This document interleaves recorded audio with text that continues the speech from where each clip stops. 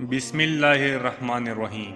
مسند احمد میں ہے کہ رسول اللہ صلی اللہ علیہ وسلم فرماتے ہیں کہ حضرت داؤد علیہ السلام بہت ہی غیرت والے تھے۔ جب آپ علیہ السلام گھر سے باہر جاتے تو دروازے بند کرتے جاتے، پھر کسی کو اندر جانے کی اجازت نہ تھی۔ ایک مرتبہ آپ علیہ السلام اسی طرح باہر تشریف لے گئے۔ تھوڑی دیر بعد ایک بیوی صاحبہ کی نظر اٹھی تو دیکھتی ہیں کہ گھر کے بیچوں بیچ ایک صاحب کھڑے ہیں۔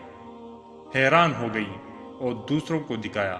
آپس میں سب کہنے لگیں، یہ کہاں سے آ گئے؟ دروازے بند ہیں، یہ داخل کیسے ہوئے؟ خدا کی قسم، حضرت داؤد علیہ السلام کے سامنے ہماری سخت رسوائی ہوگی۔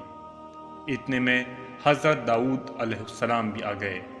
آپ علیہ السلام نے بھی انہیں کھڑے دیکھا اور دریافت کیا کہ تم کون ہو؟ اس نے جواب دیا، وہ جسے کوئی روک نہ سکے اور کوئی دروازہ اسے روک نہ سکے، وہ جو کسی بڑے سے بڑے کی مطلق پرواہ نہ کرے۔